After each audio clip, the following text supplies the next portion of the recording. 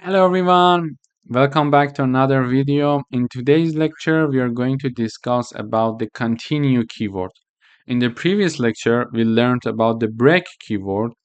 So in certain situations, when a condition is met, we just tell the program, stop the execution, break the program and get out of the, for example, a loop. So here we are going to use continue keyword. In this case, there are some cases that when certain conditions are met within the blocks of code, we tell the program if this condition has met, continue. So just escape this part. Don't execute, don't do anything. If this happened, just escape. Okay. So let me illustrate this with an example. We would like to print all the odd numbers between 1 and 10. To do that, we simply write a for loop that starts from 1, and as long as I is lower than or equal 10, and I is going to increase 1 by 1. Then when we have this condition, because we would like to, when we have this for loop, when we would like to have the odd numbers printed only, we define a condition.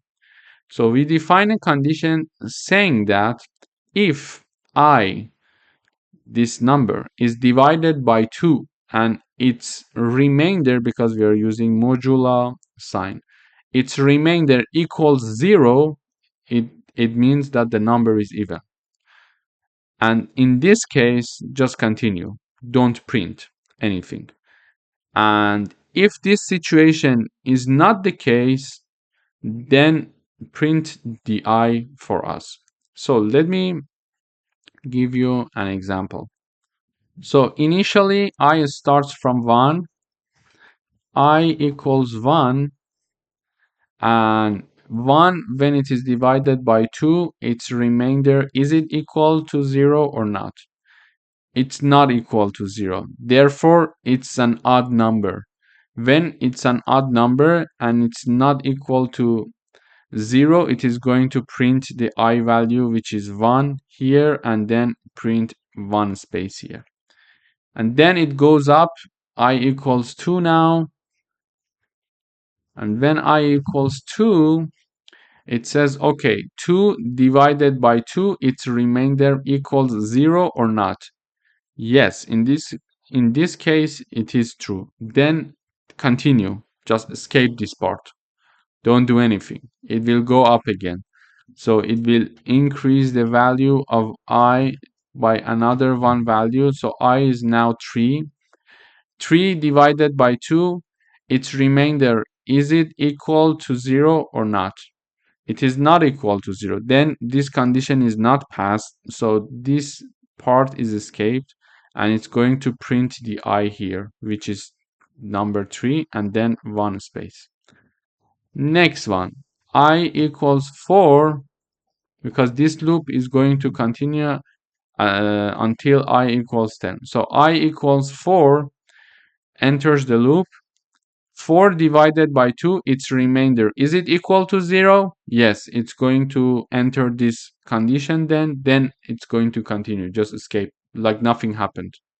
Go back up again and increase the value of I by another one value, and then in the next run, I equals 5. Okay, so let me run the code. Okay, great. So we are printing odd numbers between 1 and 10. It is printing odd numbers between 1 and 10. Then there is a for loop here, and then it is having this condition: if there are even numbers, don't print them, just escape. So just continue like nothing happened. However, when the numbers are odd, because if numbers remainder, when the numbers are divided by 2, their remainder does not equal 0, it means that they are odd numbers.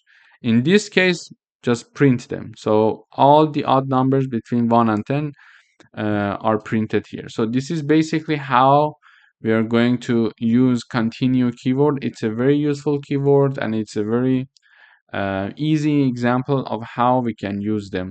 There are different ways to execute this program and implement this program. For example, we could write simply, instead of writing this condition here, that to detect the even numbers, we could say if the number is divided by 2 and its remainder is not equal to 0, then here simply print I. Okay, we could also have that cout I, oops, sorry, cout I and L. Okay, we could do that.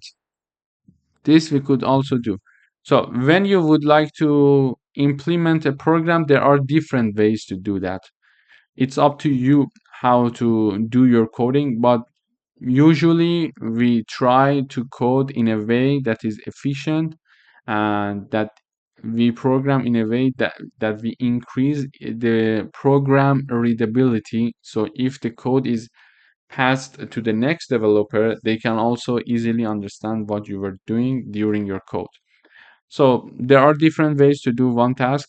Here we could simply use continue keyword and do what we wanted to do. Thank you for watching. Try to practice this coding exercise. We're going to use continue and break keywords later on this course. Thank you. Hello everyone. Welcome to this lecture. In today's lecture, we are going to talk about a reserved keyword for C++ that is called break. So basically, when we would like to exit the loop in certain conditions, we're going to use this keyword. Or when a certain condition is met by the program, we just want to tell the program if this condition is met, okay, stop the execution and just exit the program. So in these cases, we are going to use this break keyword. Here I have an example to illustrate the usage of the break keyword. So we would like to write a program that gets input numbers from the user, and this getting input numbers from the user is going to continue until the user enters -1. When the user enters the number -1, we are going to break the program. It means that the program is going to continuously ask the user enter a number, enter a number, enter a number, and the user is going to continuously enter different numbers.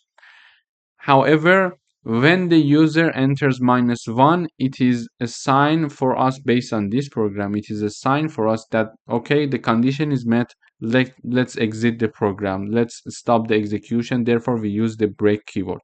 Let me illustrate it with an example. So here we are initializing an integer. We are declaring it. And then we are telling the user enter numbers and type -1 in case you would like to stop. And then we are writing an infinite loop here, which is using while loop and the condition is true. So as long as the condition is true, it is going to repeat this while loop. And in the while loop, we are going to store the number that is given by the user.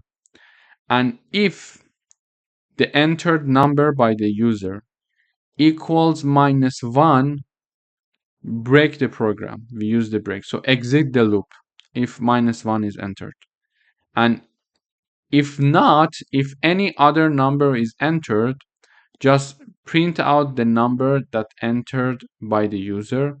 And when we are out of the while loop, please just print loop ended. Let me run the code and we see the details. Okay, enter numbers. So I ran the program. We are now here. It is executing enter numbers, type -1 to stop. Exactly this line. Okay, I would say 20. It says you entered 20. And again, it is waiting for me to write another number. I would say again 20. It says you entered 20. I would say 12. It says you entered 12. 15, 17, 18, 22. Whatever you put here, it is going to continuously ask from you that give me a number unless I type -1. So when I type -1, it says loop ended. Why? Because when I type number one is stored using this line, and it checks to see if the entered number equals -1 or not. In this case, it is equal, then it's going to break. When it breaks, we get out of this loop and it is going to print loop ended. So this is how we use the break keyword in C++, and generally it is very useful in different programs that we are going to practice in the future. Whenever a certain condition is met, okay, get out of the loop, get out of this if else condition. It is very useful for us. So it is good to start using it whenever it is possible, so you get used to its usage and you get comfortable with the syntax and the way to use the break function and to see if you're doing everything correctly or not. Therefore, please practice this exercise yourself as well and try to write this program several times so you can exactly remember when and how you need to use the break keyword. Thank you for watching. Hello everyone, welcome back. In today's video, we are going to review the usage of the continue keyword, and we are going to learn about the go-to keyword. So we would like to write a program that asks a user for a positive number. If the user enters -1, we would like to terminate the program, and if the user enters any negative number, we would like to let the user know that negative numbers are not allowed and let the user continue entering the number. So this program is going to continue until the user enters -1. To do that, we declare an integer variable. Then we show the user saying that enter a positive number and -1 to terminate the program. So we are going to define a while loop, which is an infinite one in this case here, because the condition is true. And then as long as the user is not entering -1, this while loop is going to repeat, because it is an infinite while loop. Why? Because within the parentheses, the condition is true. So we read the number from the user. We check if the number equals -1 or not. If the number equals -1, it is going to use the go-to keyword and it is going to jump to end. Where is end? End is here. Okay, so it is going to escape all these parts and it's going to jump here and print program terminated. So this is how the go-to keyword will work.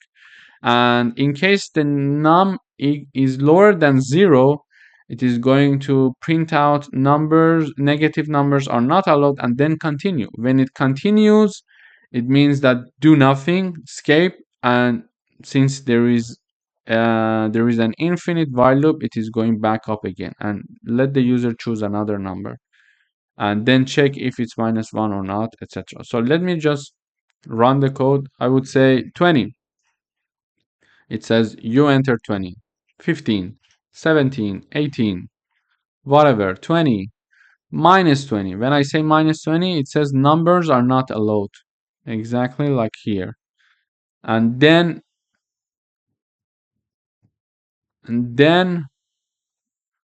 I am allowed to write another number like 21. Okay, this is going to continue until the end of the word unless I enter -1. When I enter -1, program terminated. So when I enter -1, it is going to jump to the end and then write it here. We could also use the break function here. We could simply mention if this happened, break the program. Usually when we are having different situations, we are going to use different keywords. In this case, we wanted to practice goto, but as we mentioned earlier, there are different ways to execute one program. It depends on your taste, what you would like to do with your code, how efficient and readable your code you think you might be by using one keyword or another. So it depends on you, but this was a review of the continue keyword and also the usage. of the go-to keyword. So please go ahead and practice. And while you're doing different coding practices throughout this course, think about the places that you may be able to use break keyword, continue keyword, or go-to keyword. They are very useful. Try to practice them. So basically, when you practice, you will get used to using them where necessary. Thank you for watching.